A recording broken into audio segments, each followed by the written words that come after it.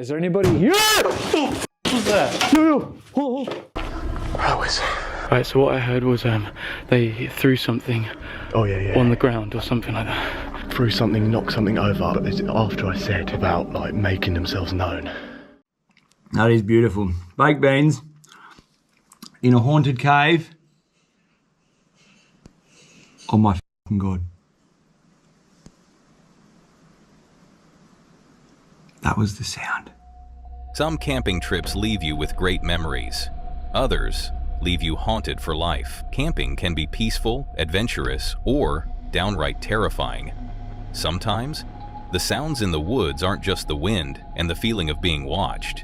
Yeah, it might be real. These are 7 disturbing camping moments that will haunt you, caught on camera and guaranteed to send chills down your spine.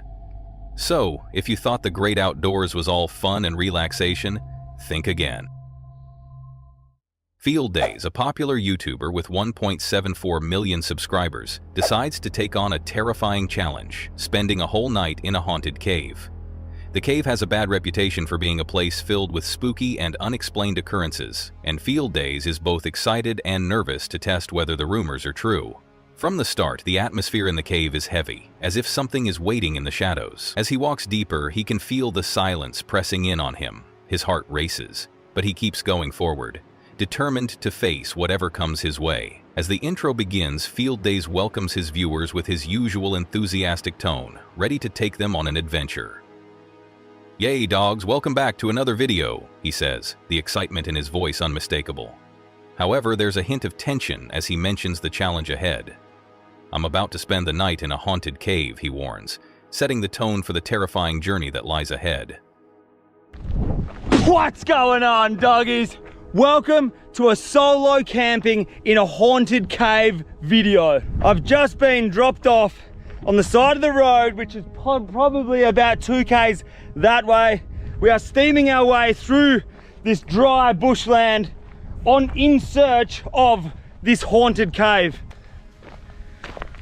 All right, so the whole entire reason why we're doing this mission today, one of my real good mates who lives just up here, he said to me, he went to visit this cave, he walked into the cave, he reckons that there's a man-made ladder which you can climb down. Despite trying to stay calm, Field Days can't help but feel uneasy. The cave is cold, dark, and full of strange sounds that make him feel like he's not alone. As he explores, every noise seems louder, and every shadow seems to be hiding something.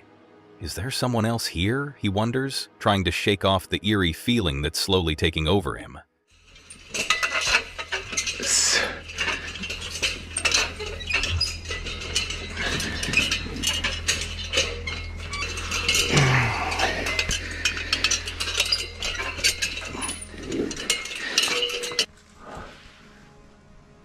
Okay, outside world, I'll see you tomorrow morning. Look at the size of it. This is just the entrance of the cave here. And then obviously it just goes back into the darkness there. Look at that.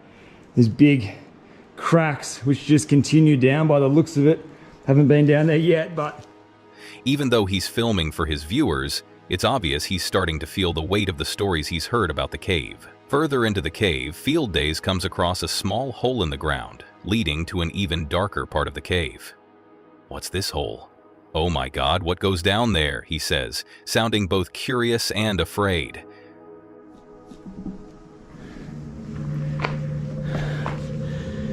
What's this hole? Oh my God, what goes down there? That is hectic. Do you reckon I can get in there? Oh. All right, that's an extremely small hole, but it would fit a human body. So, one of the challenges during the night is to go down there. The hole is narrow, barely big enough for him to crawl through, but he can't ignore it. It feels like the cave is challenging him, daring him to go deeper. Okay, this is very interesting. So I found another hole. Now this hole, you would not be able to fit a human body. Well, I wouldn't be able to fit down that hole. It's not wide enough for my shoulders to be able to go down the very end there. With some hesitation, he decides to crawl through, his fear battling his curiosity. I guess there's no turning back now. he mutters under his breath. As Field Days crawls through the tight hole, the darkness feels even more suffocating. The air is thick, and his hands scrape against the rough stone, adding to the feeling of being trapped. Look at this. Oh my god. I could spend weeks exploring in here. Look at this thing. This goes right up in here. All the way around the back there. I'm freaking out, he admits, his voice barely a whisper. The further he crawls, the more claustrophobic the space becomes. Oh, shit. Oh, what's that? Oh. Okay. That's a abort mission. That's not for a human. Okay. Alright, so it definitely doesn't seem like I'm gonna fit down the other end of that hole. Tell you what, mate, if you were claustrophobic, you'd be having a nightmare right now. It's pretty hard to breathe. It's very humid. The air's like really thick, humid in here. Every sound, whether it's the scrape of his clothes against the rocks or a slight movement from the shadows, sends his heart racing. Is something following me? He wonders aloud, his mind filled with all the creepy stories he's heard about the cave. After making it through the hole, Field Days finds himself in a darker, colder section of the cave. His breathing quickens as he realizes how deep he's gone. The silence is overwhelming, and it feels like the cave is alive, watching him. I don't feel alone anymore, he whispers, feeling the weight of the silence pressing down on him.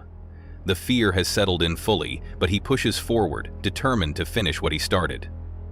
His viewers can hear the tension in his voice as he moves deeper into the darkness, his mind racing with the possibilities of what might be lurking just out of sight.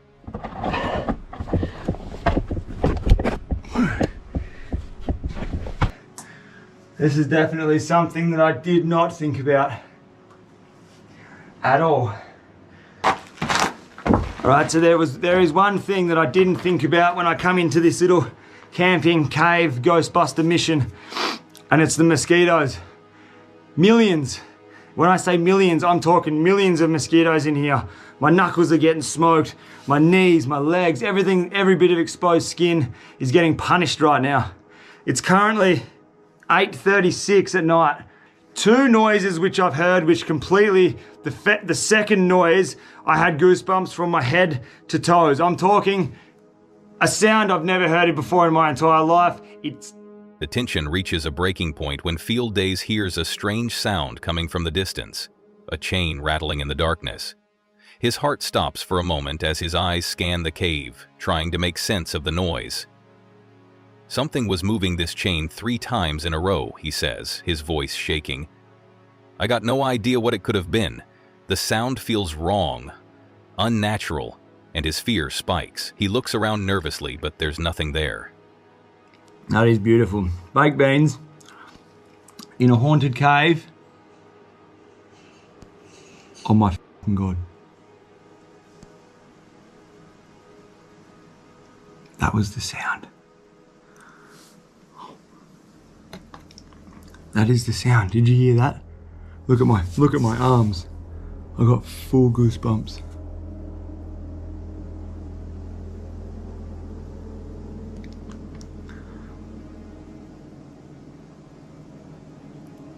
It's the chains moving when I climb down the ladder.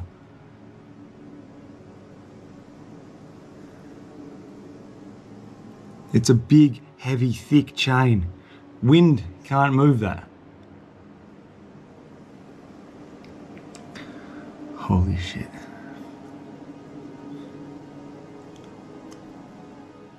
The bats flying around don't seem to be the cause of the noise. He starts backing away from the direction of the sound, but his feet feel glued to the spot. The fear is overwhelming, and he knows he can't leave yet. Something's out there, and he's determined to find out what. That's not normal, dude. Well, I'm freaking out.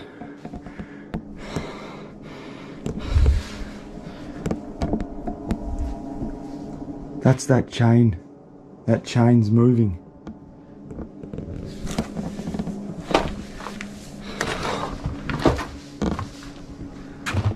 As the night drags on, Field Days faces a tough decision. The fear is taking its toll, but leaving the cave would mean giving up on the challenge. I don't want to go. I don't want to leave this cave, he says, his voice full of tension. I want to stay here and do the whole night, but that noise was just scary. The idea of quitting is hard to accept, so he decides to stay.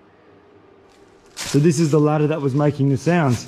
And you're trying to tell me that this big ladder, something has to move this. So these bats are active. They're everywhere, but they're too small.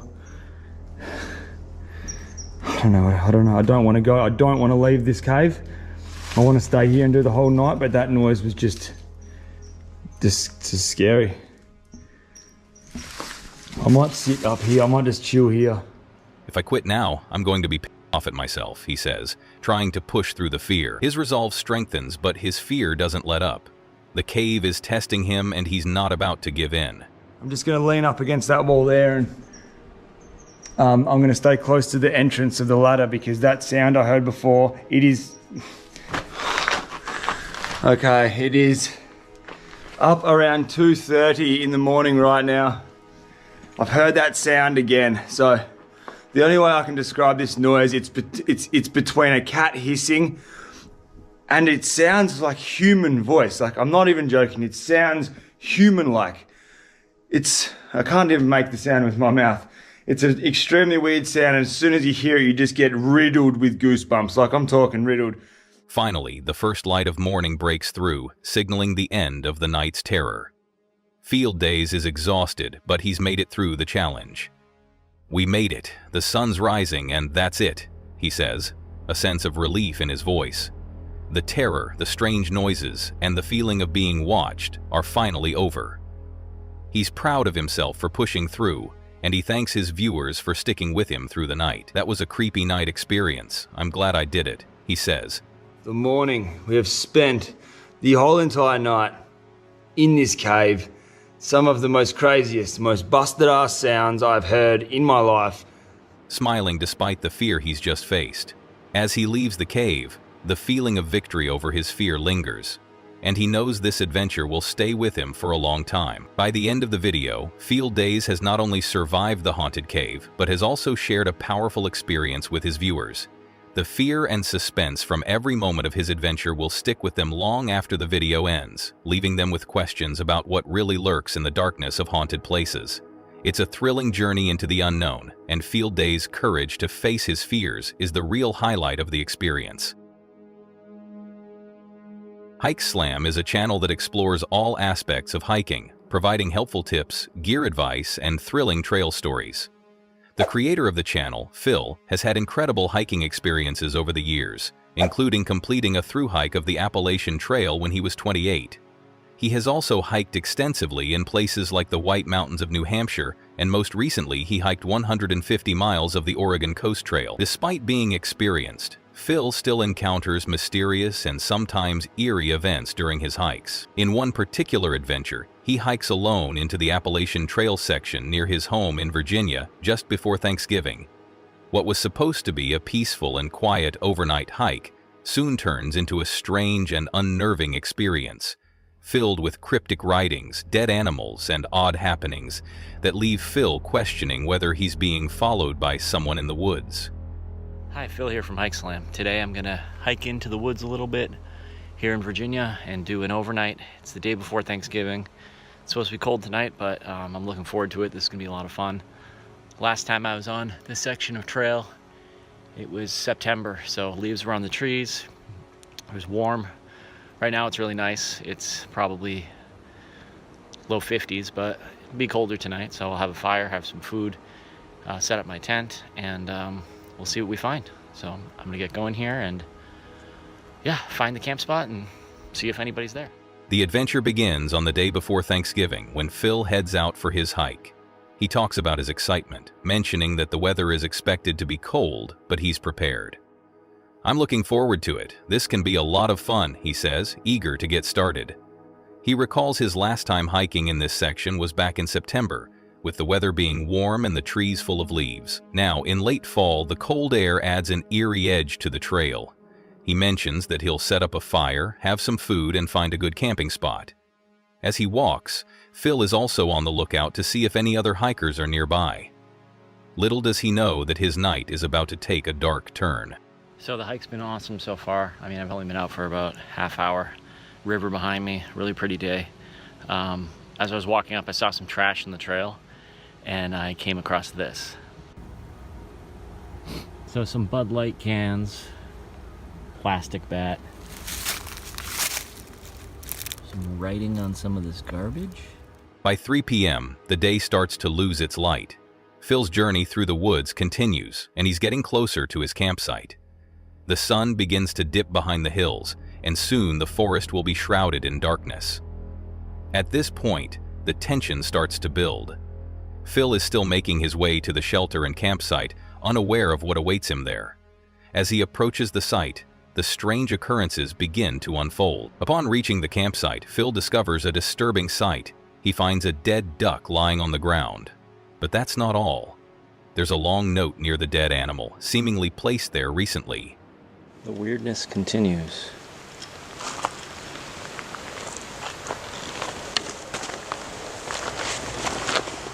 What the?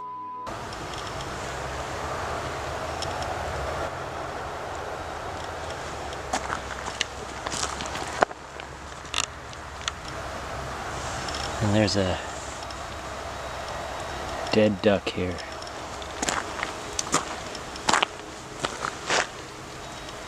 A very long note.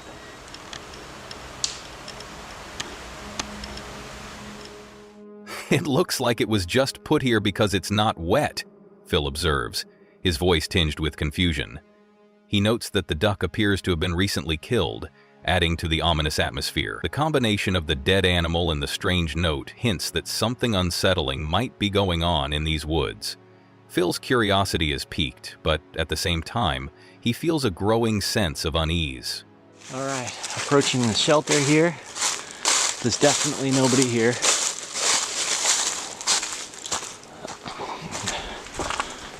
Looks like there's a knit cap there. Pretty clean. Shelter log. Pretty cool fire area there. It's set up kind of like a fireplace, angled toward the shelter for heat, which is pretty neat. As night falls, Phil sets up his camp and gets comfortable, enjoying the warmth of his fire and the solitude.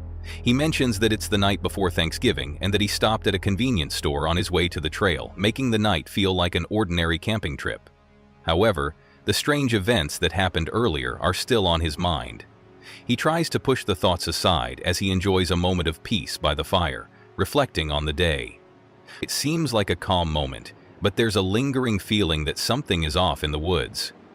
Phil is still unsettled, but he tries to enjoy the tranquility of the night. Then, things take a turn for the weirder.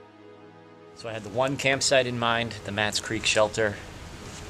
And based on the crazy notes I saw and the dead animals and, I don't know, running into those women on the trail who were scared, I'm glad I made the decision not to camp down there because I would have just been freaked out the whole time.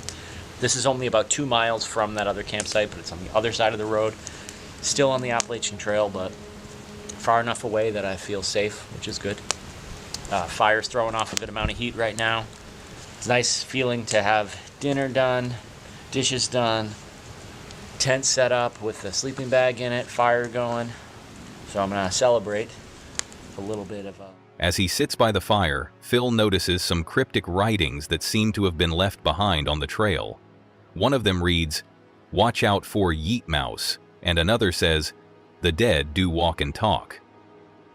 Like, what the hell is going on? Phil exclaims, bewildered by the strange messages left for him.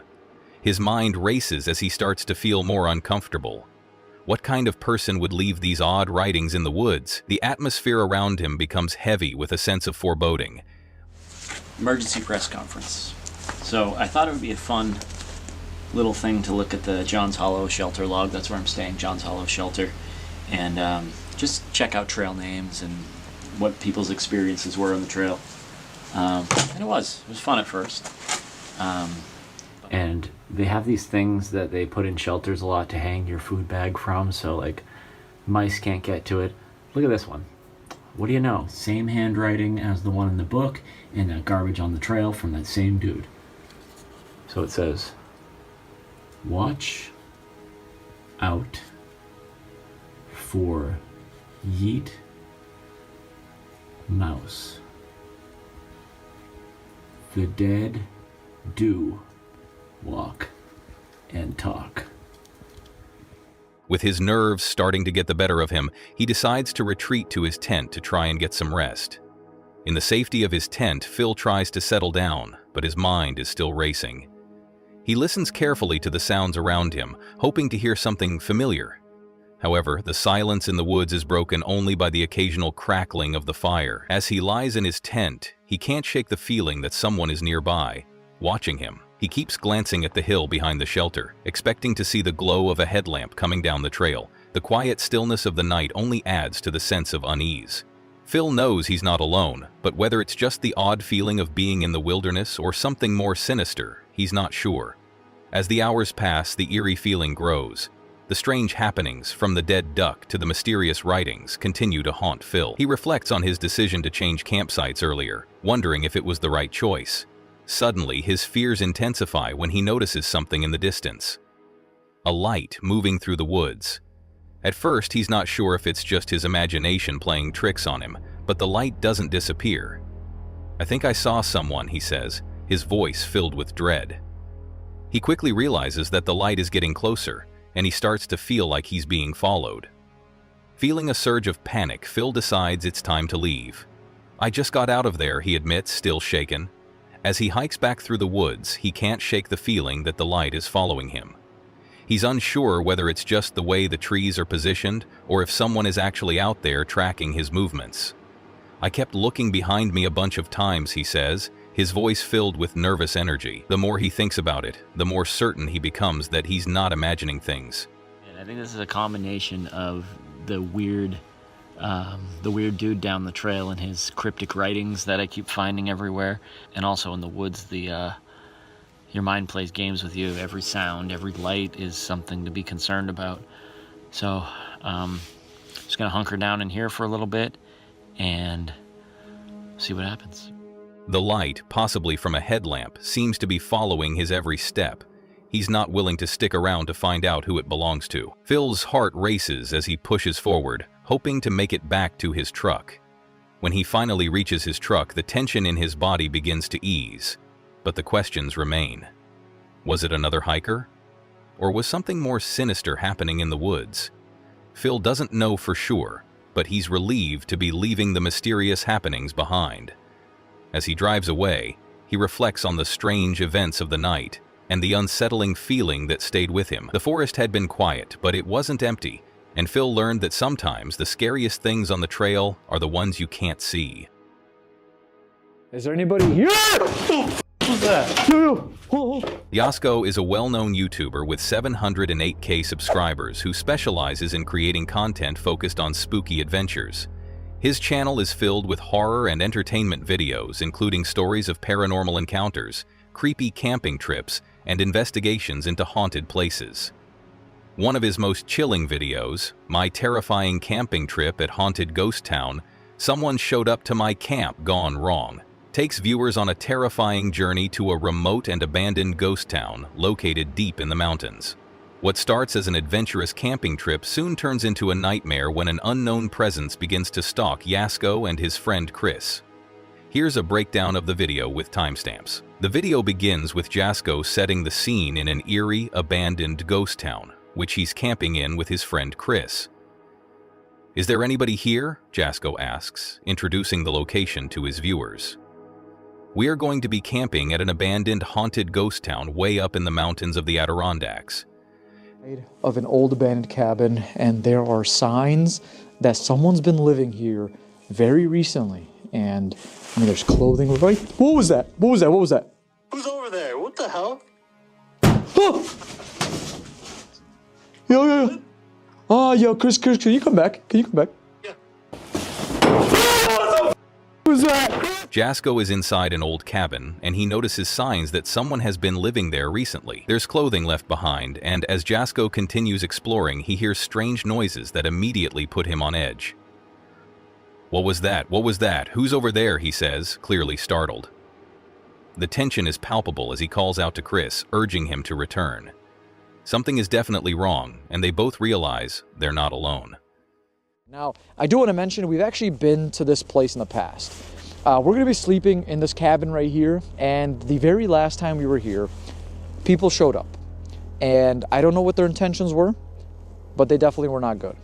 We actually had to leave in a frenzy in the middle of the night, and it was pretty rough. Unfortunately for us, we just got the notification on our phones that there was a winter storm warning for tonight. We're looking at -degree temperatures, and at the same time, they're saying we're going to get a bunch of snow. So, not something I'm looking forward to. As the video progresses, Jasko shares that he and Chris had visited this ghost town in the past, and things didn't go as planned. "We're going to be sleeping in this cabin right here," Jasko mentions, revealing that the last time they stayed there, they had to leave in the middle of the night. "People showed up, and I don't know what their intentions were, but they definitely weren't good. We actually had to leave in a frenzy, and it was pretty rough." Jasko's recounting of the previous experience gives the audience a deeper sense of unease about the place, as it becomes clear that this isn't just an ordinary camping trip. So Chris had the wonderful idea to split up here a little bit. You sure that's a good idea, pal? I don't know. Usually when I have ideas like that, you're okay with them. Usually it's good. I guess. I don't know, bro. I mean, that was a weird ass sound. Bro, hear me out though. Like, look, Jesus has been here like recently. He wrote his name on the wall. Like, we're gonna be fine. He will protect us. While exploring the cabin, the situation intensifies.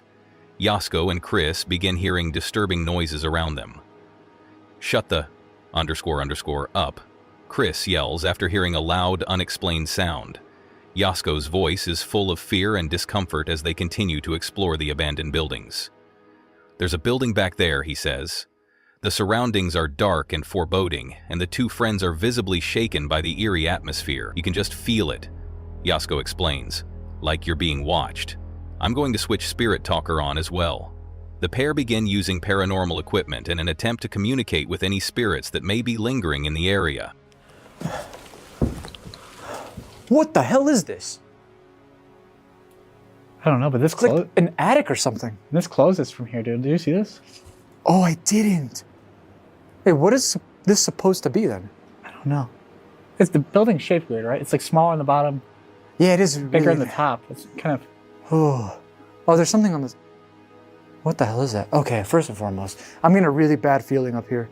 You said toy. Can you elaborate a little bit on what you meant? Oh, bro, there's crayons up here. Crayola, I mean. In the attic of one of the abandoned buildings, the mood grows even darker. "What is this supposed to be?" Jasko asks, his voice filled with both confusion and concern.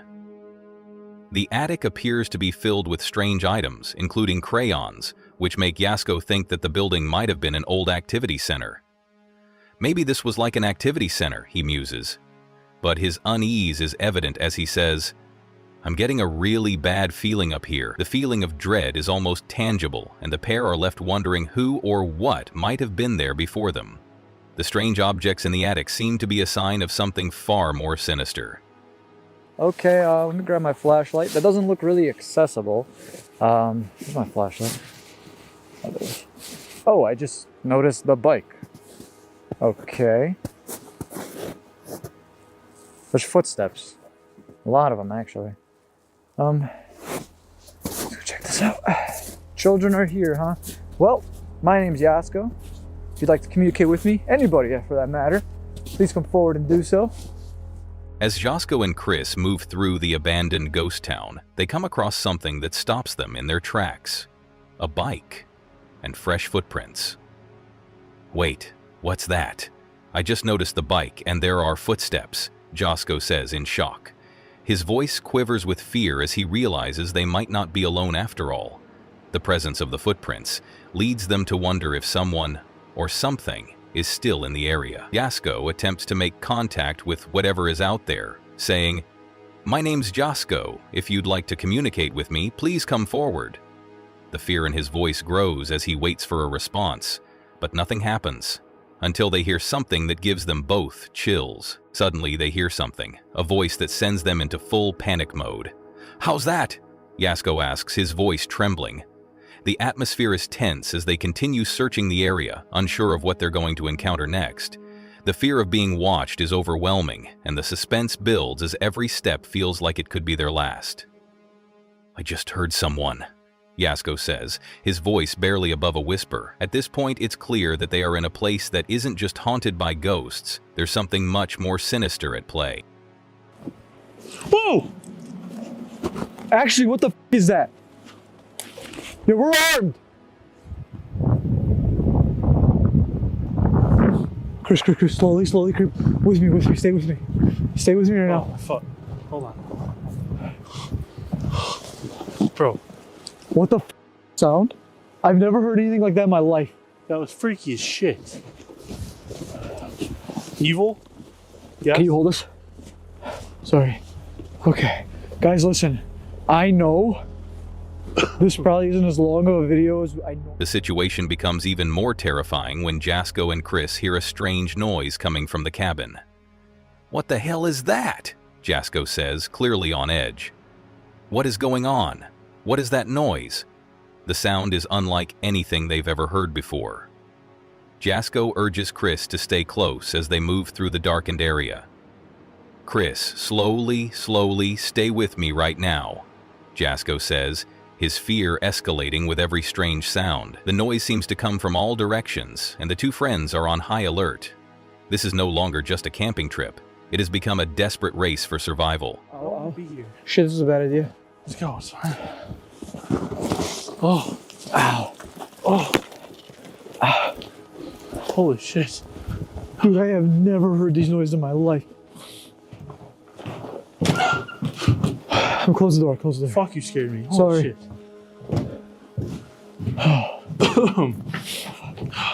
Okay, guys, listen. We're gonna get our sleeping bags and stuff situated. Luckily, we have some fucking great sleeping bags that'll keep us warm in minus 20 degree, minus 30 degree weather. So I'm good. But apart from that... By the end of the video, Jasko is completely shaken by the experience. "I'm not in a good headspace right now. I genuinely feel so violated. This is my vehicle, like my home. Someone," he says, his voice heavy with emotion. The fear from the night is evident as he wraps up the video, apologizing to his viewers. "I appreciate you guys, but I've got to go," he says. The sense of violation and fear is overwhelming, and Jasko's emotional state shows how intense the experience has been. There before we came? No. Okay. Somebody like walked from town and like literally tried breaking into the truck. We are so far. Listen, guys, I'm sorry for calling it quits right now. Listen, I know we can stay there. We already have. We stayed till the morning one of the times we came here. However, that's enough reason to go. We just did a full sweep of the truck. I literally crawled underneath the truck to like make sure there's nothing weird going on. Jasko's terrifying camping trip video is an emotional roller coaster that keeps viewers on the edge of their seats. From the eerie setting of the abandoned ghost town to the chilling noises and eerie presence that seem to follow them, the suspense never lets up. Through his authentic reactions and gripping storytelling, Jasko offers a haunting glimpse into the unknown.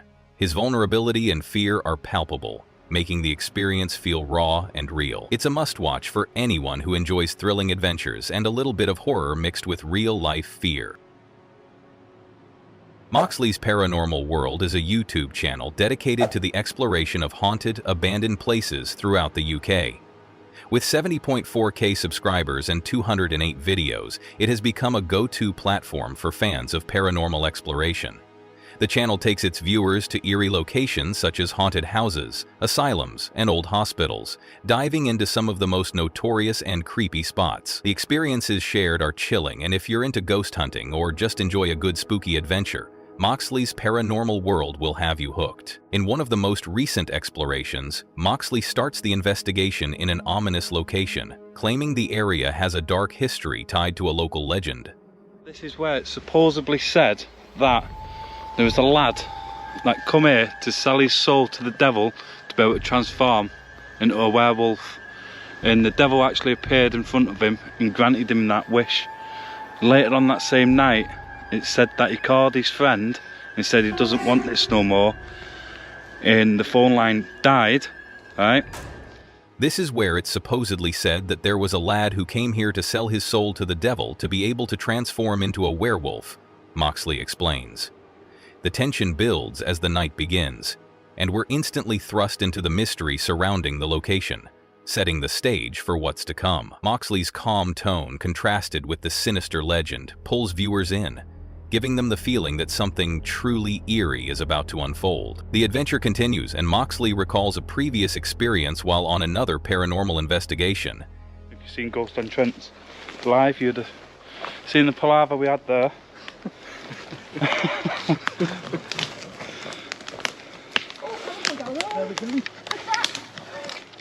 If you've seen Ghost Entrance live, you'd have seen the palaver we had there, referring to the chaos and strange occurrences that happened during that investigation.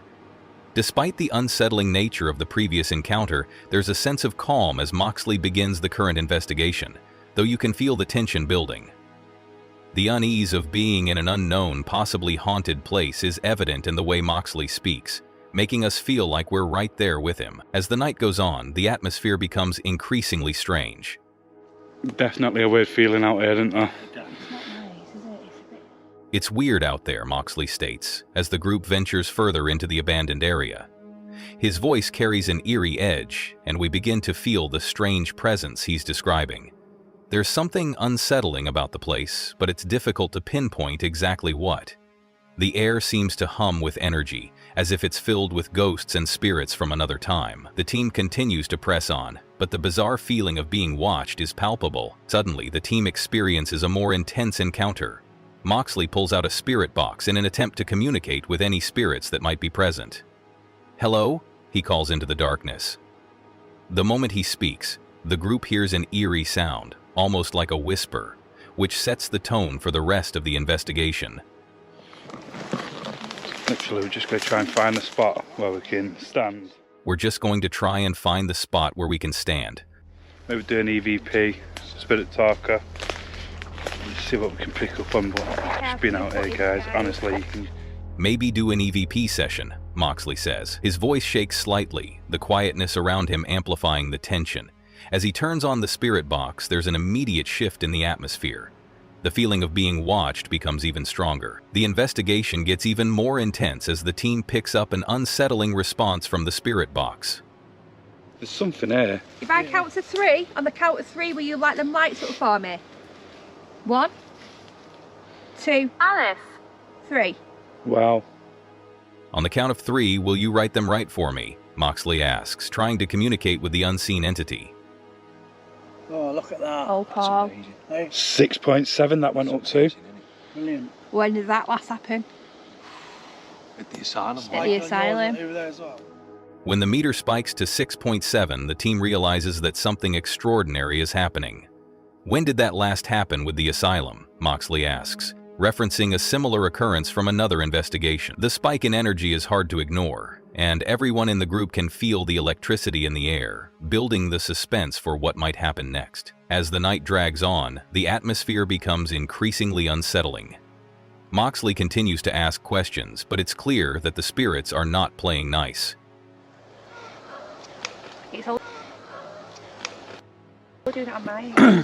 Did you hear that voice? Yeah. Just whilst you were talking, there was a voice over your voice, and it come from here.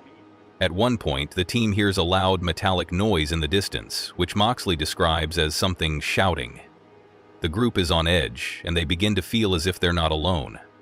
The connection between the physical sounds they hear and the paranormal presence they're encountering starts to become more real with every second. "You're certainly with us, aren't you?" Moxley says, trying to establish contact with whatever entity is lingering nearby. The tension continues to escalate as the group encounters even more strange phenomena.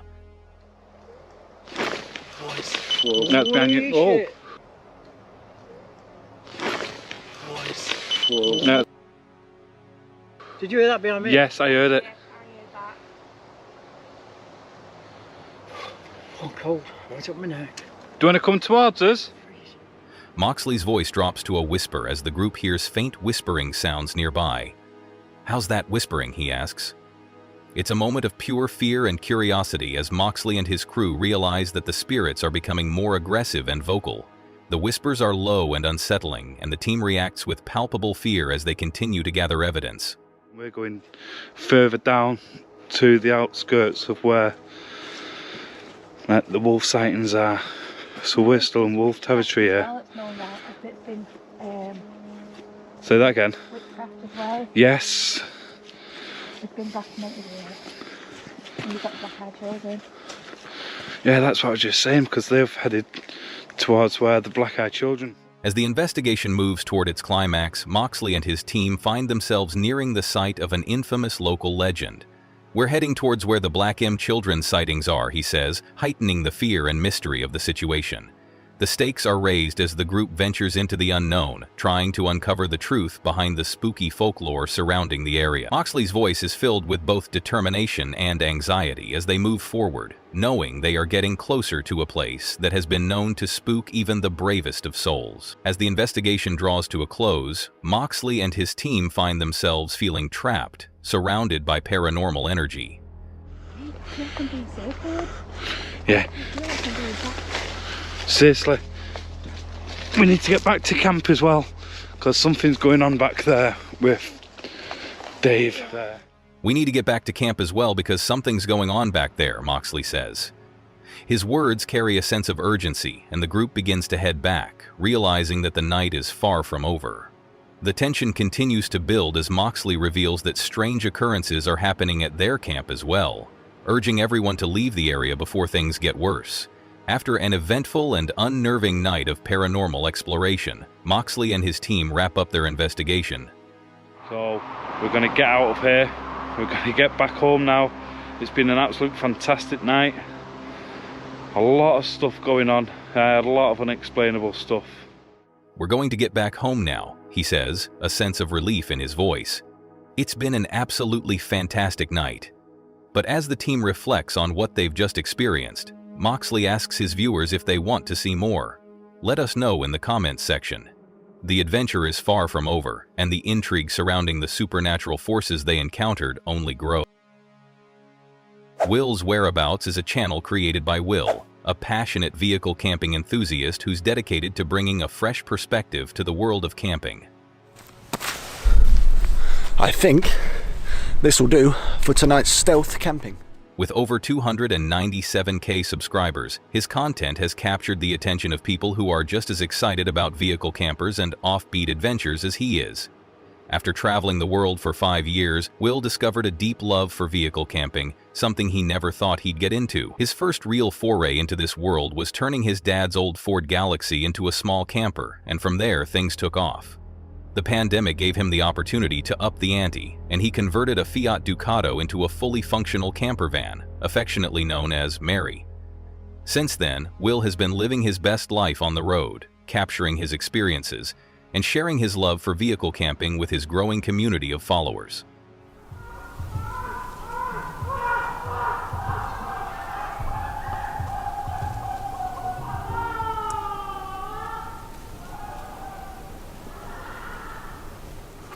I don't think I'm going to be getting much sleep tonight. The adventure begins with Will expressing his unease, setting the tone for an uncertain night ahead.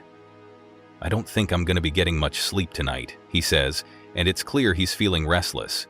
His words immediately create tension, making us wonder what's going on. Is it the location? Or maybe something deeper? His tone is one of caution, making you wonder if something sinister is lurking just out of sight. Will's voice is calm but laced with a hint of unease, pulling us into his experience as viewers feel the tension building from the very start of the trip. The suspense is undeniable as you can't help but think about what he might face next. As Will continues with his camping setup, the external chaos becomes more apparent. There are people about 100 meters away, blazing music out. At least some good songs anyway. And some people screaming. Wish me luck, everybody. He mentions that about 100 meters away, a party is blasting music, which becomes a source of both distraction and amusement for him. At least some good songs, he says, trying to make light of the situation, but it's clear that the noise is getting under his skin. The music is loud and the surrounding environment is filled with people screaming and carrying on, creating a stark contrast to Will's peaceful camping retreat. His voice carries a slight humor as he adds, "Wish me luck." And we can't help but feel for him as his night seems to be turning into a chaotic mix of peace and disturbance. Will's ability to remain lighthearted in such a situation shows his resilience, but there's an underlying tension that you can't ignore. Then, something begins to shift in the atmosphere. As Will decides to check out his surroundings, the loud party noises begin to fade away, and peace begins to settle in. The first rays of sunlight begin to break through the horizon, casting a calm light on his camp. The view outside is much different from the chaotic scene of the previous night. Let's have a look what the outside world looks like.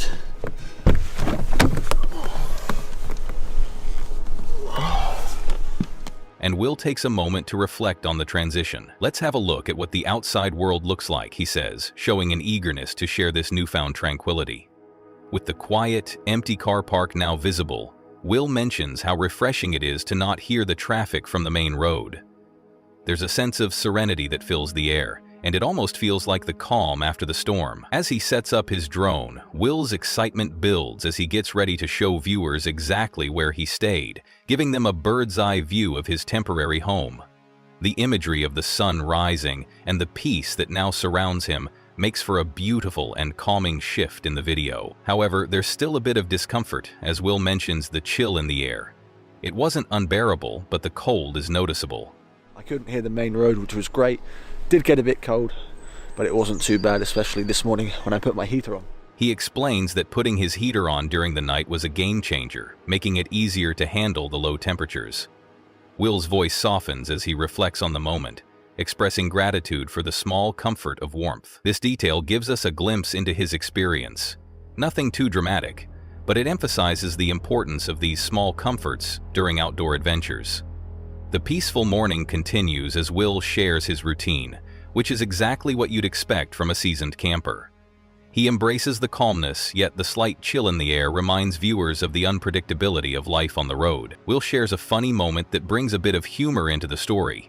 So guys, I accidentally switched my camera over to slow motion mode, which means that I lost all of the sound on the remaining clips, but I ended up leaving the car park relatively early because it gets really busy after 9 o'clock, so I wanted to head on out of there. He admits that he accidentally switched his camera to slow major mode, which caused the loss of all the sound in the remaining clips. His reaction is one of lighthearted frustration, laughing it off and explaining the technical mistake to his viewers. It's clear that Will doesn't take himself too seriously, which only adds to his charm. Instead of letting the mishap frustrate him, he rolls with it, showing his ability to adapt and move forward. His honesty and humor make his content feel real and relatable, and viewers appreciate his transparency. In this video, Will gives viewers an inside look into his stealth camping adventure. He starts off uncertain, sharing his unease about not getting much sleep, and quickly shifts from chaos to peace as the day transitions from night to morning. Through his experiences, we feel both the tension and relief that comes with spending time in unpredictable environments. The mix of lighthearted humor, technical mishaps, and quiet moments of reflection make this video not just about camping, but about the genuine experience of living on the road. Will's ability to share the highs and lows of his journey makes him a relatable figure for anyone who has ever camped or spent time in nature, and his love for the open road is evident in every frame. His channel is a go-to for anyone who wants to explore vehicle camping through the eyes of someone who truly, despite the minor setback, Will continues with his adventure, wrapping up his camping mission. He notes how the car park would soon become crowded and explains that he prefers to leave early to avoid the rush. The quiet morning, which he had been enjoying, was soon going to be replaced with busy visitors. Will's decision to leave early comes with a sense of finality, but there's also a hint of reluctance as he moves on from the calm. He reflects on the stealth camping mission, grateful for the experience, and thanks his viewers for joining him on the journey. In his closing remarks, Will expresses his appreciation for the channel members who support his content, making sure to acknowledge their importance in helping him continue to create videos. He gives a heartfelt thank you to his audience, inviting others to join the channel's membership program, and encouraging his viewers to like and subscribe for future videos. As the video wraps up, the music fades and Will signs off, leaving his viewers with a sense of anticipation for the next adventure. The Haunted Cave. Joe Weller, a popular YouTuber known for his adventurous explorations, was gearing up for another dangerous journey. His usual curiosity and thrill-seeking nature led him and his friend Elliot to an eerie, abandoned location. As they ventured further into the unknown, the suspense and excitement were palpable. The camera, handed over to Joe by Malfoy, would document what might be one of their creepiest explorations yet. What they didn't know was that they were about to uncover something far more unsettling than they could have imagined. Little did they know, every step forward would take them deeper into the unknown.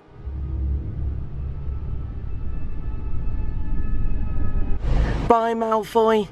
Bye. Sorry, boys and girls. I've just picked up a camera from Malfoy, and now it's time to explore. The pair immediately encountered strange remnants of past activities. A bloody steel chair stood out among the debris. They pondered the possibilities. Had someone been hurt here, or was this part of a twisted ritual? Joe and Elliot exchanged looks of disbelief, the tension in the air palpable. They continued to investigate, every corner revealing something new and disturbing. The chill in the atmosphere was thick, and every sound echoed through the abandoned place, making them jump at the slightest noise. The abandoned objects seemed to tell a dark story, but they couldn't yet piece it all together. Oh, don't tell me that's a bloody another horse field. Okay, what is that? Why on earth would that be there? What if they've left it there because like a child died here and that was his like favourite contraption? There's a bloody steel chair. Oh, this looks alright. This looks bloody lovely. Someone's had a little Extreme Rules match. As the duo moved through the eerie building, Joe's curiosity led him to question the oddities they were finding. The lights inside the building were strange, flickering, almost like they were positioned in a way that didn't make sense. They soon realized there was more to this place than just neglect. As they entered another room, the discovery of a bizarrely placed horse field stood before them. Joe couldn't understand why or how something so out of place could be in the middle of an abandoned building. What is that? He wondered aloud. The tension was growing with every new mystery they uncovered. And then it's been burnt down. Pretty much. We've come to somewhere that's been demolished and there's nothing here. Right, so basically, we've been to 2 places now tonight and both of them seem to be just demolished. So we've decided what we're going to do is do a bit more research, find somewhere that we're certain is still about, and yeah, just go another day. Yeah. Right, so boys and girls, it is now day 2 and we've done a little bit of research and we found that there is an abandoned care home 20 miles away from where we live. So 33 minutes drive. Boys and girls, we have arrived on location. We have to travel down this little passage, right? Looks alright, you know, nice and visible. Be careful of the nail there. What nail? There. That's deadly. Right, 1 sec. Be careful of the nail, as I said. I'm okay. Coming through. Oh, the bloody sprinkles. What the f***'s that then? It's because we bent it too much. Oh my god. That just landed on my scalp. Full-on door has just attacked us. Right. Why is there loads of broken tiles? Point it over there, is that it? Oh my god, mate. No, I don't know about that. They continued to explore deeper into the building. That's deadly. Right, 1 sec. Be careful of the nail, as I said. Which was clearly in a state of ruin. Elliot noticed something strange. Somebody's soaping in here, look, you can get through there. There's actually a bloody teapot. Like, let me get a zoom on that. An old teapot left on a shelf, collecting dust. Joe zoomed in, examining the item closely. This teapot wasn't just some random object. It hinted that this place had once been used for something else entirely. Then it clicked. So this was a care home. So people have definitely died in here. This had been a care home. People have definitely died here, Joe said with a shiver. The realization that this place had witnessed death made the hairs on the back of their necks stand up. Every step forward felt heavier, as they started to understand just how sinister this place really was. Oh my god. Somebody's soaping in here, look, you can get through there. There's actually a bloody teapot. Like, let me get a zoom on that. So this was a care home. So people have definitely died in here. Oh, 100%. Why is that all laid out like that then? Are these nappies? What the hell?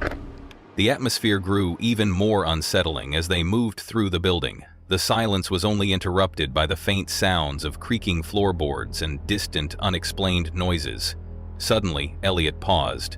He heard something too, a faint noise like something moving in the dark.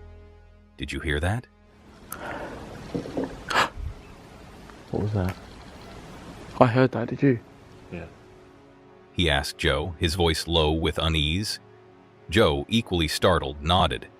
They stood there for a moment, straining their ears, but the sound didn't repeat. The tension in the air thickened as they realized they might not be alone. I don't know. Hey, what's in there? There's a bog in there. Nah, bro. Should we go in? Yeah, That's it. Right. To anybody occupying this building, we just want to make some friends. Hello.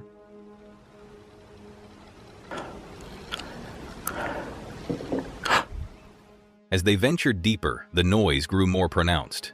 Now there was no mistaking it. Someone or something was inside the building with them. A rustling sound echoed from a room down the hall, followed by what sounded like something being knocked over. Joe whispered, "Wait, if there's anyone here." His voice trailed off, but the fear was clear. Elliot's eyes darted around, but they couldn't see anything. The possibility of encountering another person, or something far worse, made them reconsider continuing their exploration. The situation was becoming more dangerous, and the unknown felt more threatening than ever. What was that? I heard that, did you?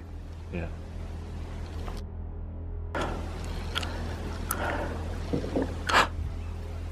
Okay, can we back off a little bit, mate? Like, one sec. Bro, I'm telling you, there's people in there. Like someone was moving. I'm not hearing it as an identifiable noise like, oh, that's someone walking around. Like, on the realist level now, I don't know if we should do this. What was that, man? Wait. The air grew colder, and Joe and Elliot could no longer ignore the eerie sounds coming from deeper within the building. As they moved forward, they noticed something strange. An object had been thrown or knocked over. Yeah. Oh god. I'm fully man. Really? That was a legit noise. Mate, they like threw something. It was as if something was making itself known, but in the most terrifying way possible. Joe's voice trembled as he said, "I thought I heard something. Oh my God, I heard something being thrown." The unease between them grew stronger as they realized that they were not just exploring an abandoned building. They were walking through something far more sinister. Right, so what I heard was they threw something on the ground or something like that. Threw something, knocked something over, but it's after I said about like making themselves known. By this point, the fear had reached its peak. Joe and Elliot had seen enough. The strange noises. You're here. Oh god. I'm fully man. Off. The unsettling discoveries and the growing feeling of being watched made it clear. It was time to go. They had explored the building far enough, and their instincts were telling them it was no longer safe to stay. Joe spoke with a sense of finality.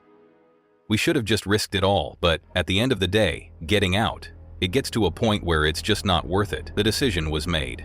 They needed to leave before things got any worse. With their hearts racing, Joe and Elliot made their way to the exit. Despite the intense fear they had experienced, they knew they had to share their journey with their viewers. "It'd be sick if you can leave a like rating, subscribe if you're new, and check out Little Boy Ellie for more," Joe said, trying to lighten the mood. "Catch you in the next one." The video ended with them running out of the building, their adventure now over, but the lingering sense of terror still fresh in their minds. Risked it all, whatever, but at the end of the day, it's not worth it. Yeah, it gets to a point where it's not worth it. So, shit, man. But yeah, it'd be sick if you could leave a like rating, subscribe if you're new. Check out Little Boy Elliot Crawford. Catch you later. Brendan and Steve, deep in the heart of the Peak District, were in the middle of another stealth van camping adventure, but things quickly took a terrifying turn. The duo had found a secluded spot in the hills to set up their van for a peaceful night of rest. However, as the night grew darker, they noticed something odd. There was a light moving in the distance, creeping closer. As Brendan looked out the window, his voice trembled slightly as he said, "Mate, there's a car coming down the hill." It was far from a casual passerby. The eerie feeling that they were being watched started to settle in. "You're not going to just get anybody coming down here, are you?" Brendan added, looking out into the shadows of the hills. He was sure that something, or someone, was lurking out there. Me and Steve have had to part ways. Someone was just outside the van. I'm looking at you, mate. There's a car pissing about up there. It's that light up there. He's just stalking us. You're not going to just get anybody coming down here, are you? There's definitely something or someone at the brow of that hill. You stay away from my van.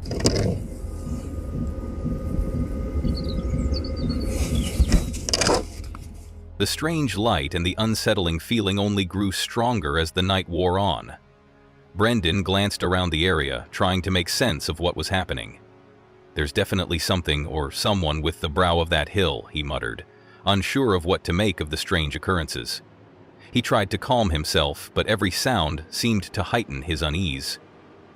"Stay away from my van," he whispered, his voice tight with tension. A strange feeling lingered in the air, as if the night had suddenly become far more sinister than they expected. Don't know why I just turned the lights on again, because I've got a sneaky confession. I've been up for 20 minutes. I've had the heating on, the diesel heater's been on. It is now 19 degrees inside this van. When I woke up 20 minutes ago, it was 1.5 degrees. As the sounds of the night grew more unsettling, they noticed a car driving back and forth near their van. They were by the van, Brendan said, his concern growing. "I don't know what he's doing up there, but it's worrying me a little bit." The situation was getting weirder by the minute, and both Brendan and Steve were starting to feel like they were being stalked. They watched the car pass by, unsure of what the driver's intentions were. Brendan's voice was shaky as he said, "What time is it? Stay away from my van." Me a little bit. Yeah, hang on. I've got something to say. What time is it?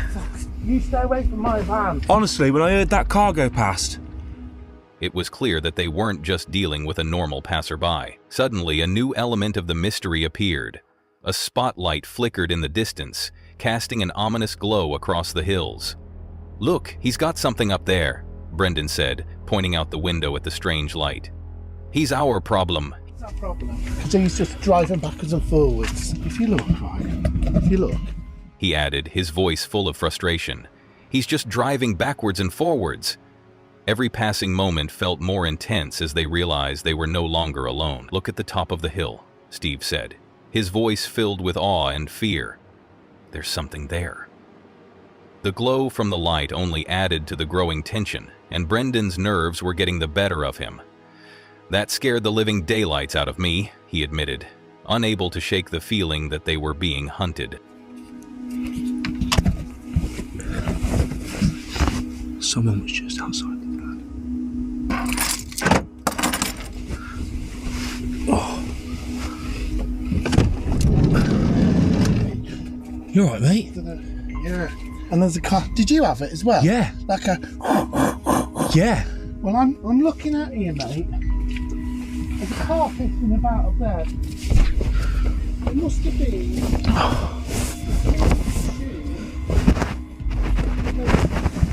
They were by the van. As the light on the hill grew brighter, they knew something wasn't right. Brendan squinted into the darkness, trying to make sense of what he was seeing. "It must be a vehicle," he said, sounding uncertain. "That farm's quite a way away. We shouldn't be seeing anything here at this hour." The idea that they were being watched was becoming a reality, and there was no escaping it. "Look at the time," Brendan muttered. "You're not going to just get anybody coming down here." The fear was palpable, and they both realized that their situation was quickly becoming more dangerous. What time is it? You stay away from my van. Honestly, when I heard that car go past. What were they doing? I don't know, but we've got somebody up there who's got a big spotlight on. He's our problem. So he's just driving backwards and forwards. If you look, he's definitely got a light on there. He's sitting up there. Is there somebody? Brendan grabbed his drone, hoping it would help them get a better sense of what was going on. "Apologies if you guys can't really see much," he said. Apologies if you guys can't really see much because of how dark it is, but there's definitely something or someone.